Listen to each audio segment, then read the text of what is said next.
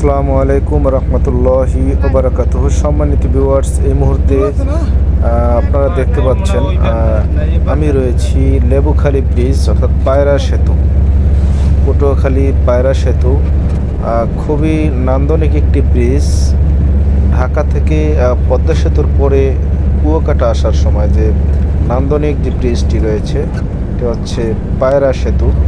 তো আমরা এখন পায়রা সেতুতে উঠবো এবং আপনাদেরকে দেখাবো আসলে পায়রা সেতু যে ডিজাইন করা হয়েছে, নান্দনিক ডিজাইন, আসলে হৃদয় করার মতো ডিজাইনটি। তো চলুন দেখা যাক দক্ষিণ বাংলার স্বপ্নের সেই পায়রা সেতু। এখানে দীর্ঘদিন যাবৎ ফেরি চলাচল করত, মানুষের একটি দুর্ভোগও ছিল।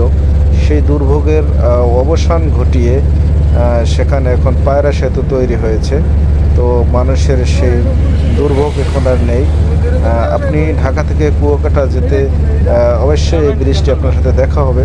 এই ব্রিজটি পার হয়ে আপনাকে কুয়াকাটা যেতে হবে। তো দেখতে থাকুন ব্রিজটি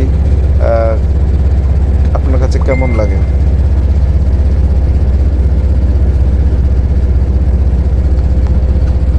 তো ভিউয়ার্স, চট্টগ্রাম শাহ আমানত একটি ব্রিজ রয়েছে, তো সেই ব্রিজের মতোই আসলে দেখতে এই ব্রিজটি। ব্রিজের মাঝখানে পিলার রয়েছে, খুবই সৌন্দর্য ঘেরা সেই পিলারটি। তো দেখতেই পাচ্ছেন সামনে রয়েছে সেই পিলার।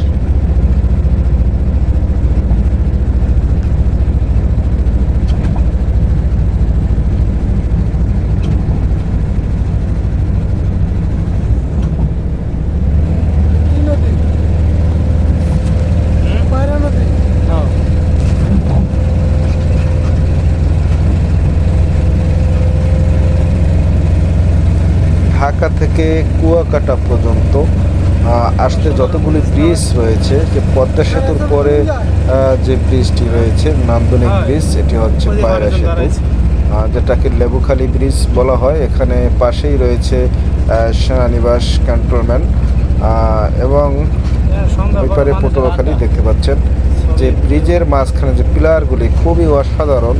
এখানে অনেক মানুষ এসে সেলফি তুলে, ভিডিও করে, ভিডিও ধারণ করে এবং এখানে অনেকে গল্প আড্ডা দিতে ছুটে আসে। তো সেই ব্রিজটি আপনাদের মাঝে আমি দেখানোর একটু চেষ্টা করতেছি।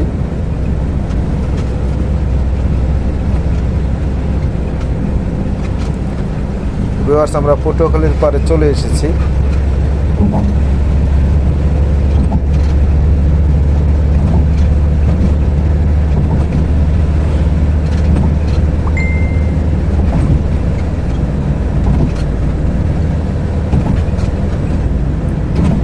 তো আমরা রয়েছি এই মুহূর্তে ব্রিজের একদম শেষ প্রান্তে। তো এখানে হচ্ছে টোল প্লাজা, এখানে মূলত গাড়ির টোল আদায় করা হয়। তো দেখতে পাচ্ছেন যে টোল প্লাজায় হচ্ছে পটুয়াখালীর পারে। তো সবাই ভালো থাকুন, সুস্থ থাকুন। যদি অবশ্যই ব্রিজটি আপনার ভালো লেগে থাকে, মন্তব্যের ঘরে মন্তব্য করতে পারেন। তো সবার সুস্বাস্থ্য কামনা করে বিদায় নিচ্ছি। আবারও দেখা হবে, কথা হবে ইনশাআল্লাহ। আসসালামু আলাইকুম রহমতুল্লাহি ওয়া বারাকাতুহু।